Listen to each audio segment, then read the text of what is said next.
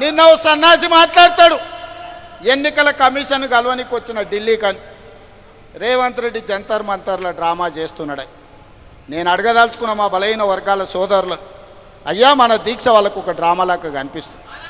ఆయన పేరే డ్రామారావు. డ్రామా నీ ఇంట్లో ఉంది, నీ ఒంట్లో ఉంది, నీ రక్తంలో ఉంది, నీ పేరులో ఉంది. మీ మొత్తం కుటుంబమే డ్రామాలేసి బతికే కుటుంబం మీది. మాకు డ్రామాలు అవసరం లేదు, చిత్తశుద్ధి ఉంది. అందుకే ఫిబ్రవరి 4, 2024 నాడు మొదలుపెట్టి ఫిబ్రవరి 4, 2025 నాడు సరిగ్గా 365 రోజుల్లో బలైన వర్గాలకు సంబంధించిన ప్రతిపాదన నుంచి బిల్లు ఆమోదం వరకు సంవత్సరం తిరిగే లోపల చేసి 100 సంవత్సరాల సమస్యకు ఒక్క సంవత్సరంలోనే పరిష్కారం చూపించిన మంత్రులందరి వేదిక మీద ఉంది. నువ్వా దిక్కుమాలినోడా మా చిత్తశుద్ధిని ప్రశ్నించేది?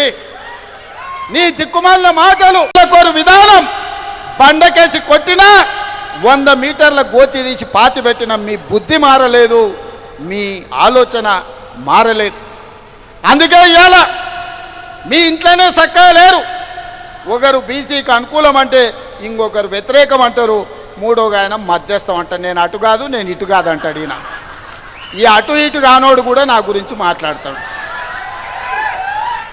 అందుకే మిత్రులారా, ఇవాళ మన చిత్తశుద్ధిని ఎవడు ప్రశ్నించలేడు. ఇవాళ తెలంగాణ మోడలే దేశానికి రోల్ మోడల్ అయ్యింది. ఇవాళ ఈ తెలంగాణ మోడల్, ఈ కులగణన, ఈ జనగణన, ఈ 42% రిజర్వేషన్ దేశ రాజకీయాలలో సునామీని సృష్టించబోతుంది. ఆ సునామీలో ఎన్డీఏ బంగాళాఖాతంలో కలవబోతుంది. నరేంద్ర మోడీ గారు కుర్చీ దిగబోతున్నారు. ఆనాడు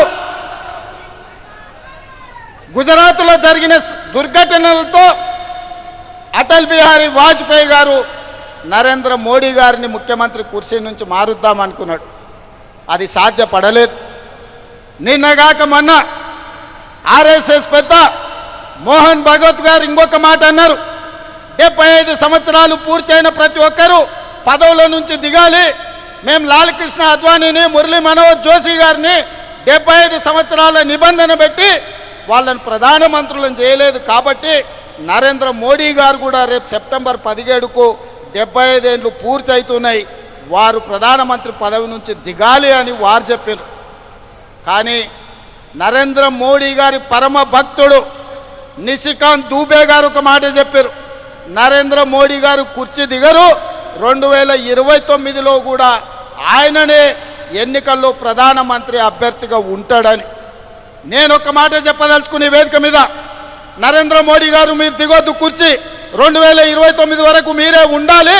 2029 ఎన్నికల్లో అటల్ బిహారీ వాజ్పేయి ఆర్ఎస్ఎస్ చేయలేని పని, నరేంద్ర మోడీని గద్దెదించే పని మా సోదరుడు, మా నాయకుడు రాహుల్ గాంధీ గారు, మా నాయకుడు రాహుల్ గాంధీ గారి నేతృత్వంలో మా ప్రతి కాంగ్రెస్ పార్టీ కార్యకర్త దేశం నలుమూలల నుంచి కార్యోన్ముఖులై ఎన్నికల యుద్ధ రంగంలో నరేంద్ర మోడీని ఓడిస్తాం, ఢిల్లీ గద్దె నుంచి నరేంద్ర మోడీని దించుతాం. ఇదే మా శపథం అని చెప్పి జంతర్ మంతర్ సాక్షిగా నేను చెప్పదలుచుకున్నా.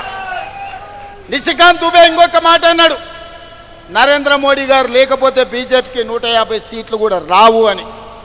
నిశికాంత్ దూబే గారికి వేదిక మీద నుంచి విజ్ఞప్తి చేస్తున్నా, దూబే గారు మీరు డైరీలో రాసుకోండి, నరేంద్ర మోడీ గారి పేరు మీదనే ఎన్నికలకు రాండి, 150 కంటే ఒక్క సీటు కూడా ఎక్కువ రానియం.